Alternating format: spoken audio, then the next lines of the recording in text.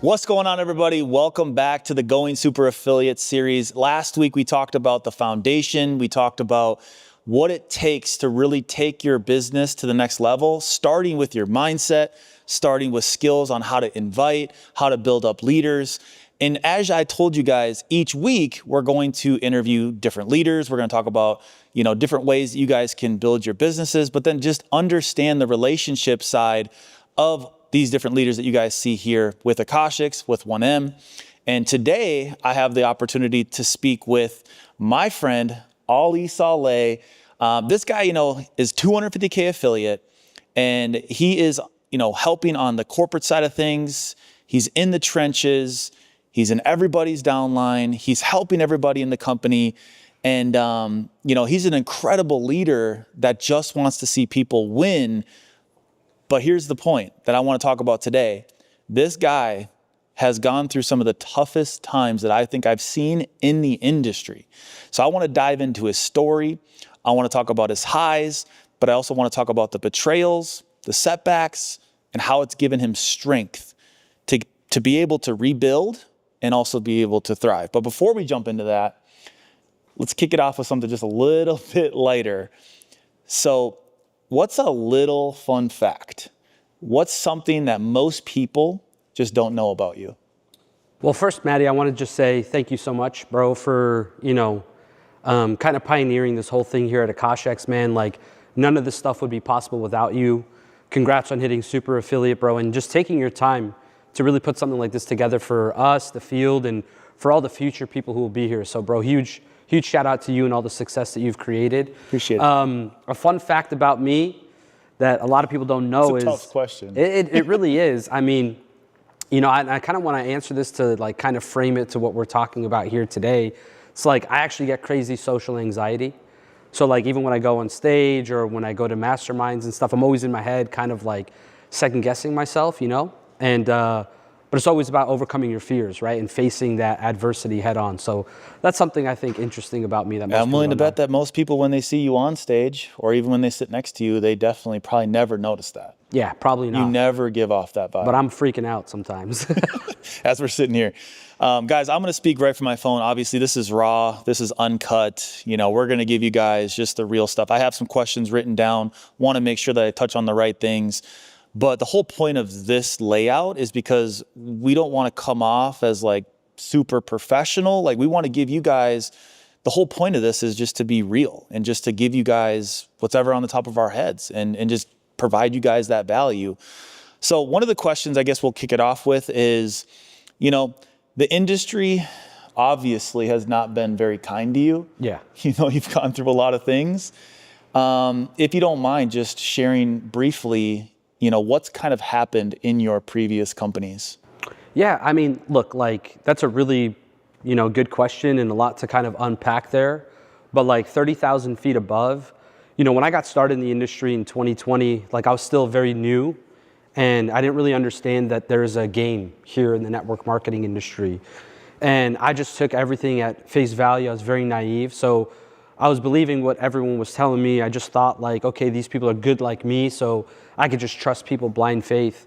And I think the biggest thing that kind of put me in positions to kind of face some of those adversities was I didn't really challenge what I was hearing. If like an owner or someone told me something, I just believed it straight away. Yeah. And I never really sat down and like asked the tough questions. My evaluation process wasn't good, and I was kind of desperate, you could say, for like opportunity, because I wanted to like come in and swing hard. So I always felt like, newer opportunities were the best thing to do because you could create so much momentum. And oftentimes when you do that, you get into maybe ownership who doesn't have, the proper experience, the proper resources, the track record. And, so I think a lot of it was I was partnering with people who needed me more than I needed them. And I think that's where the equation was backwards. So what would you say like your biggest letdown was that you've faced? I mean, look, my biggest letdown was, I partnered with a company in the past and, gave it my all. And I worked there for, 18 months, gave my blood, sweat, and tears.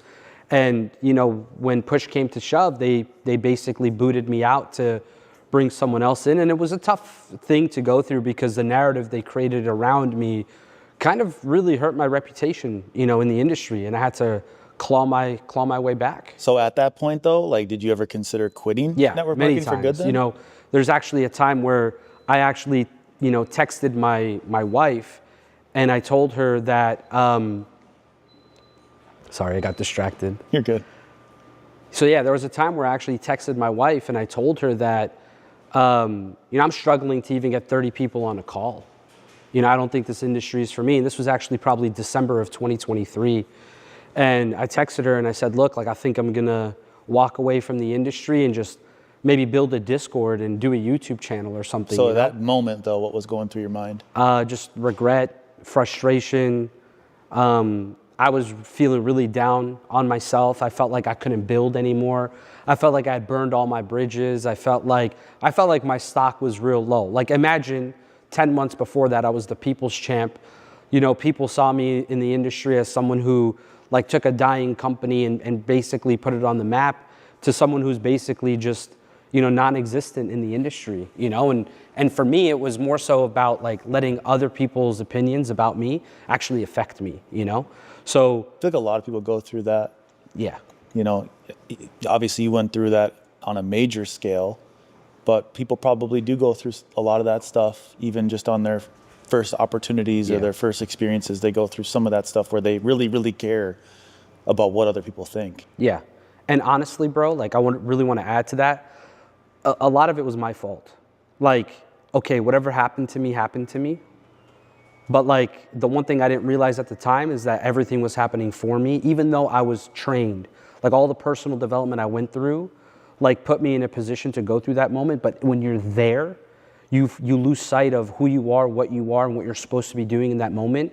And it was my own thoughts. Like, I was my own worst enemy at the time. And if I had just postured up and done what I was good at, I would have never faced those 10 months of chaos in my own brain. So most of it was self-inflicted, because people only have the power over you that you give them. And I'd given those people way too much power.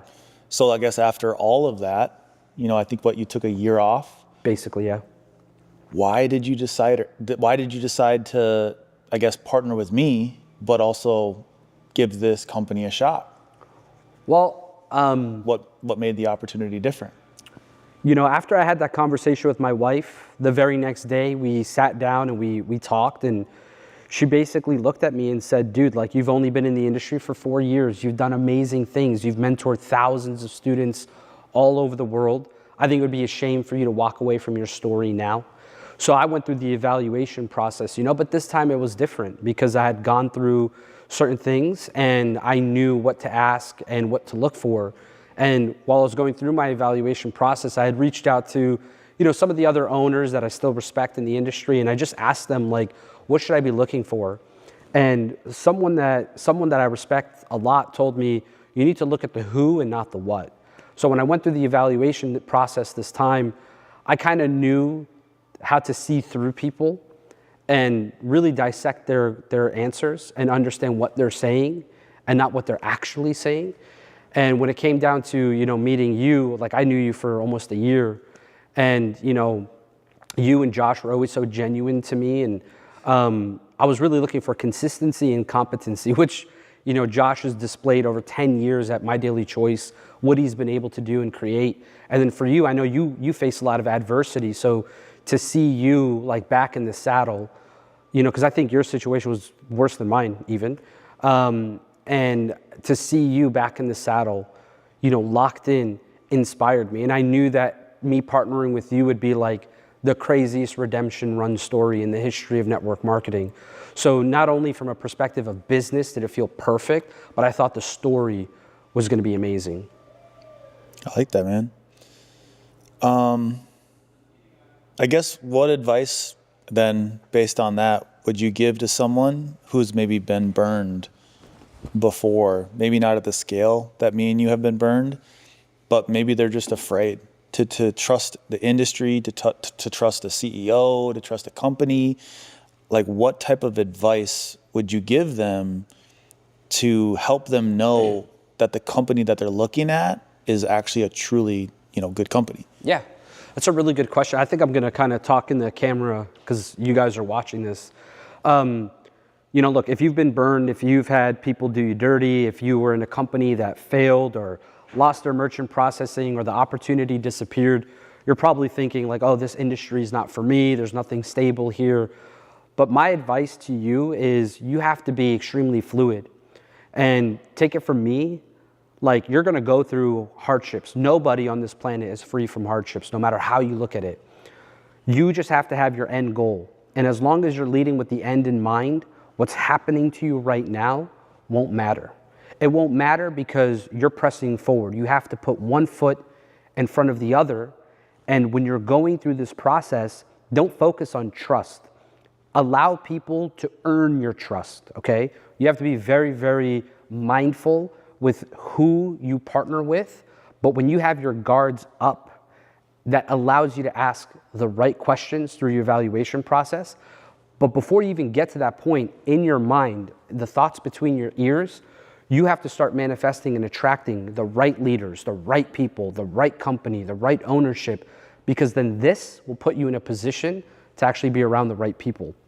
So that's my advice. Like, I don't ever want someone to deal with a loss and then just all of a sudden expect like, oh, everything I do is going to be a loss. That's like your aunt telling you, oh, don't join that thing because Christian joined it and he didn't make any money, right? We can't base our experiences off of someone else's past experience. And it's the same thing in love, right? Like nobody marries their first relationship, right? Like we deal with heartbreak, but we get back out there. We're on a search to find our forever partner.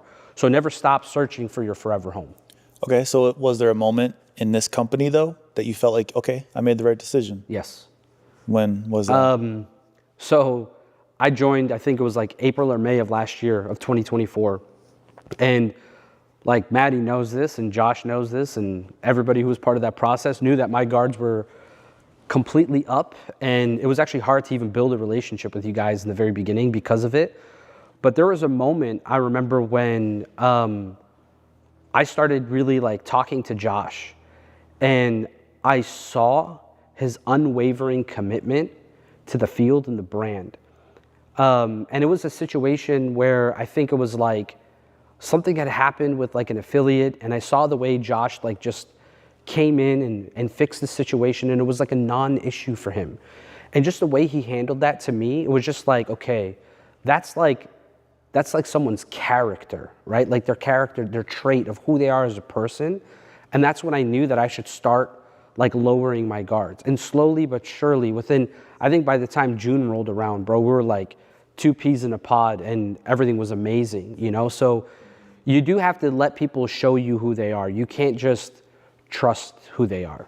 Yeah, I fully agree with you, man. I mean, there's been several times over the last 2 years that there comes points where people can show you their true colors. Right. Like there's instances where, trusting, let's say Josh, could have went the wrong way. Mm-hmm. But repeatedly over time, he's just shown to be a good CEO. He's shown to put the people first. He could have cut corners. Yep. There's things that have broken with our software, with our tech. He could have taken the cheaper route, but instead he fixed everything right away. Yep. My experience when I first came into the company, he promised me that he would create an app, that he'd bring in educators, that he would create scanners. And obviously in this industry, there's a lot of CEOs that will promise you these things. Yeah. And they always tell you, it's going to come. It's coming. And they kind of just string you along. It's like dangling a carrot in front of the leader. And once you start to build an organization and once you start making money, you obviously keep going because you're like, well, I've already built here now. Right. And you are just blind to what's actually really happening. And it is, we've talked several times and been like, dude, I just feel so at peace. Yeah. That we have people that we can truly actually trust. When they tell us something, it's the truth. Yeah, blind faith at this point, 100%. Yeah. So I guess you guys that are listening, I hope that you heard that piece because, if you're brand new, if you're just getting started, to be able to get to the high levels, to be able to get to the higher ranks, like we talked about last week, your belief level is going to be the level of how high you'll go.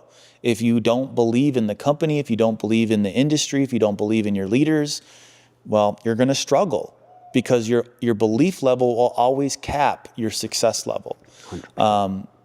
So what we're talking about right now can give you guys that concrete foundation that you can now build on to know what these guys have been through a lot. I know their story.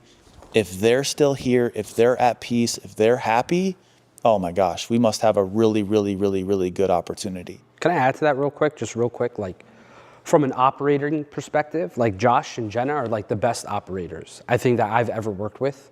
I mean, Josh works, I think, more than us, which is crazy. I mean, he's in the trenches. He's on back-to-back Zooms with different leaders. I mean, and he's got kids. They're traveling together as a family. He shows up for his family. And he's just an excellent operator. And that's what gives me the peace that we have right now. Like, I think he's, like him and Jenna, like a lot of people ask, like, what's the secret behind the success of, you know, Akashx? And I think we always say it's Josh and Jenna. Of course, like we in the field, we're out there closing leaders and, you know, doing all this stuff. But none of this would be possible if we wouldn't go all in the way we're going all in unless we knew for a fact that we were solid at the top. I just wanted to add that in there. Yeah. Well, to expand on kind of that same topic of, you know, we're solid. We've obviously done something here now.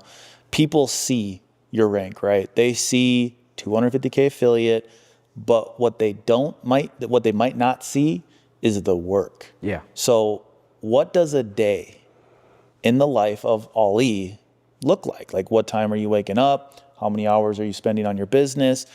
But then to expand on just that as well, because you do a lot of corporate stuff as well. Yeah. How do you balance working in the trenches with the field, but then also doing a lot of the back end stuff as well?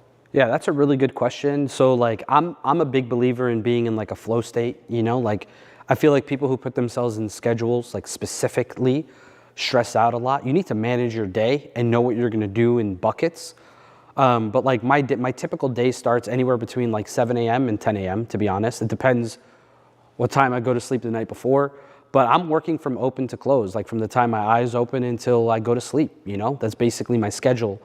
And, you know, I don't know if there's a way to balance. I don't know if there's a way to manage, but you have to be obsessed. And I think like that obsession is what allows me to, you know, navigate things with corporate, launching new leaders, putting together systems, onboarding new people, and, you know, me, myself being in phase one to build my business, right? And it's that obsession and that drive that keeps me going. It's just like a burning desire that's just nonstop. And how you cultivate that is by believing, like I said in the beginning, working with the end in mind, right? Like, what's the end goal here?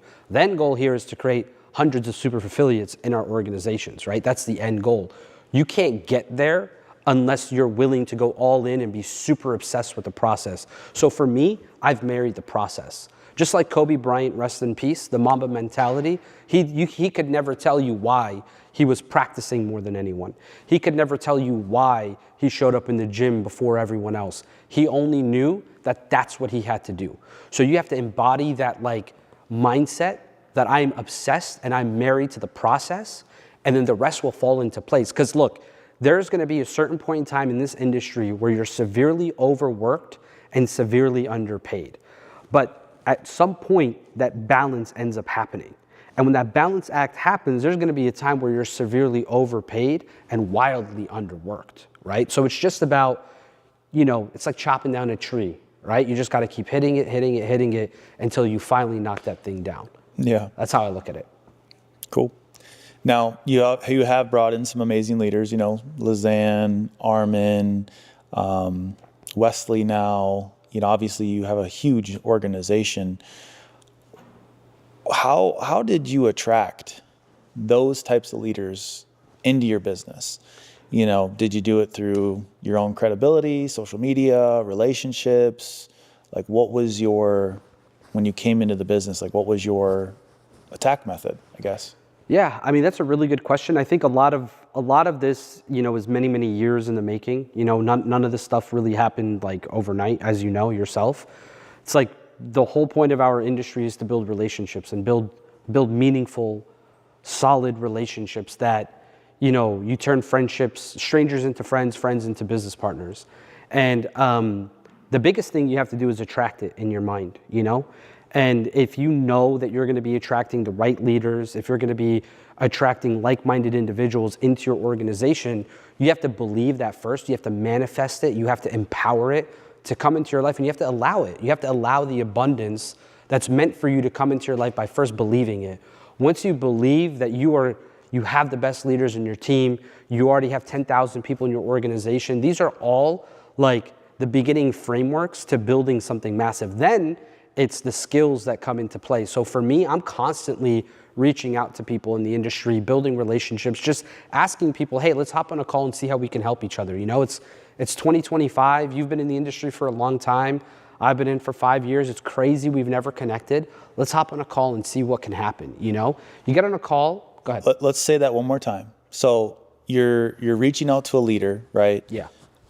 Re-say what you just said, because guys, I want you to listen to this, all right? It's like when you're reaching out to potential people to get them to come into your business, that was great what you just said right there. Thank you. So I want them to kind of take notes of this, of what you just said. Yeah, I'll just basically reach out to people and say, hey, like, you've been in the industry for a long time. I've been in for about 5 years. It's crazy. Like, we haven't connected yet. You know, it's 2025. Let's hop on a call and see how we can help each other, you know? Powerful, Very man. simple. And you will get a response, whether it's get out of my inbox, you know, why are you messaging me? Or it's, yeah, sure, I'm down to try to figure out how to collaborate. And you're not closing them on that first call. And your intention isn't even to close them. Your intention is to build a solid friendship, relationship with that person. And because you can't have ego in this industry. Like the whole mindset of, oh, if they can't build with you, they can't chill with you type stuff. That's so like 2018. This isn't a cult. Like, we're not preventing people from having relationships with people in other companies. We're just wanting you to get good at networking. That's the whole goal. So what was your first major win in the company that just made you get Ali Saleh back? In this company? Yeah, like where was it a point where you're like, okay, I'm back? Oh, wow. It took a while for me to feel like I'm back. But the first month I came in, you know, we put like 260, 270 people in the business, nothing too crazy. But I couldn't transition any of my leaders. I came zero. And I knew with the Akashx product that I could phase leaders later on by creating results for customers. So we just built a team around customers and we gave them tons of results. And then we took those results to leaders and we showed them what was up. And a lot of leaders who've been out of the business, like out of the game for a while, like bringing a lot of people out of retirement to come back in, you know. Once I hit 50K, like, because all you need is one win. Like when you're in a losing streak, when you're taking some L's and like you feel like you can't make anything happen, you just need one win and then that win to compound on other wins. Once I hit 50K, I was like, okay, I'm gonna get it back. And then we went on like a few events, you know, we did like UK, Slovakia, and a few other places. After that event, after that tour, man, the amount of people who hit me up saying, you found your home, I'm so happy for you, company looks amazing. That's when I knew I was back, bro. And someone even messaged me, Paulina, if she watches this, she got on a call with me and she basically told me like, I'm so proud of you.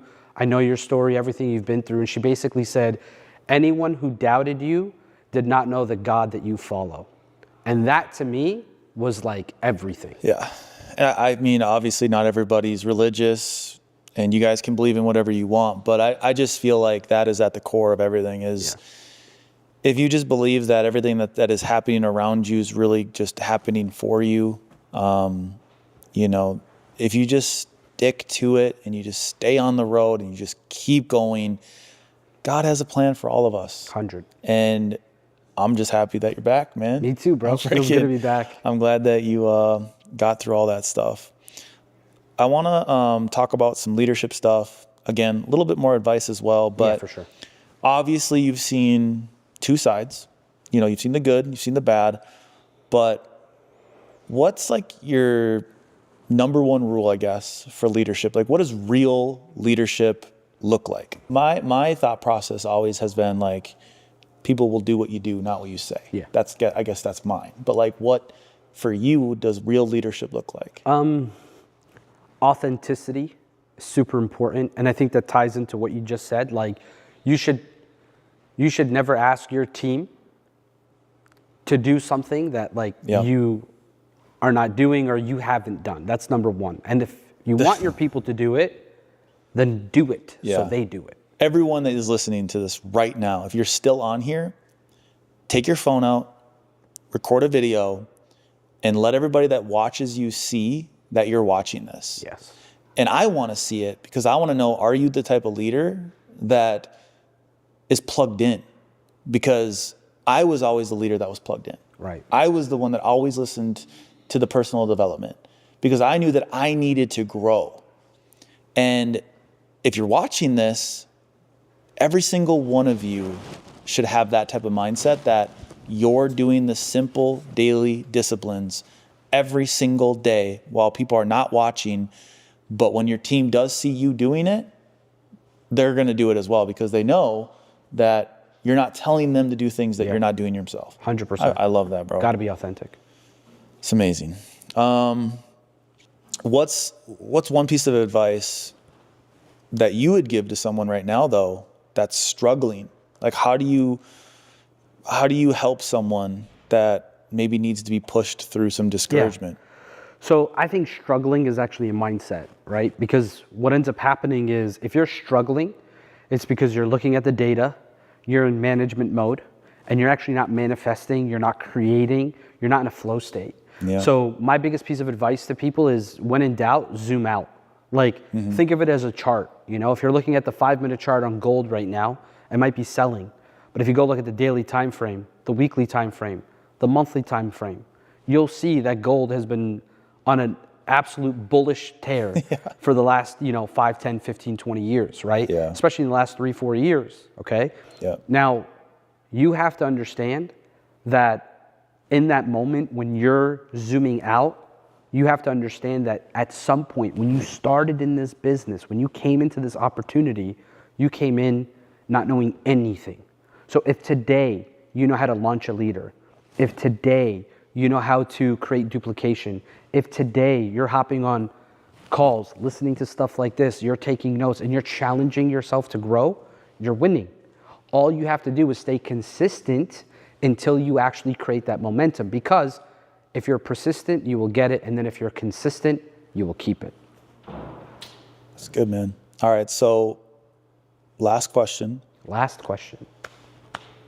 If someone's watching this right now and they're not in our business, Yes. they're just watching it, and they've been burned by the industry, but deep down, they still believe in it, what do you want to tell them right now? Okay. If you've been burned and you still believe that you deserve to create the life that you've always wanted, my piece of advice to you right now is don't quit. You need to get into your evaluation process and start talking to different companies. There are many, many amazing companies in the network marketing industry. And you have to understand right now that this industry is expected to grow $100 billion over the next decade.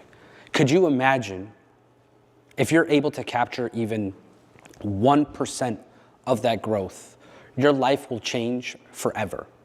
So you need to put yourself in a position to challenge the status quo, leave your emotions at the door, because nobody writes paychecks down there.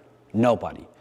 You will not get paid if you're in your feelings. Put your feelings to the side, make some business decisions, start evaluating companies, and reach out to us.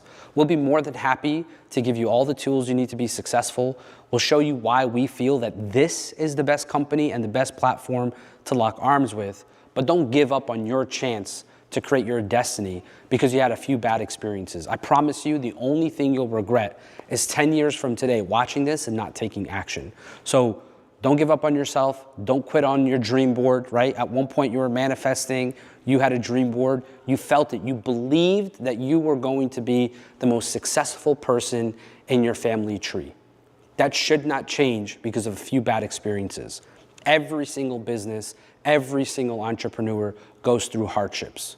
The ones who make it are the ones who never quit and never gave up. That's my advice. No matter how many times you get knocked down, you're one decision away from the right future. And do not let the wrong people take you away from a brighter future. 100%. Thank you guys. That is the Going Super Affiliate Series recap with Ali Saleh, 250K affiliate. Thank you so much, guys, for watching this.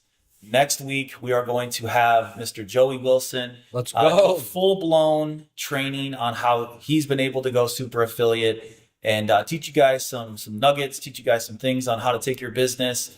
And again, just continue to just take it to that next level, because we know as we go through this series, guys, you know, again, we started with the foundation. Now we're talking about some things that are a little bit deeper, a little more personal. A lot of you guys might have prior histories in the industry, and maybe your belief level is not where it needs to be quite yet. But I hope that after this call, now you're like, you know what? I can really believe in these guys. I can really believe in this company. You guys just helped me even increase my belief level a little bit more. So next week, we'll talk on some more nuts and bolts. We'll talk on some system type things. But guys, I hope you love the series. I'm enjoying doing this. Each week, we're going to bring on different leaders. But again, that was Ali Saleh, 250K affiliate here, soon to be 500K affiliate. Thank you so much, man, for coming. Thank you, bro. I appreciate you. Let's continue to crush it. See you guys. Peace.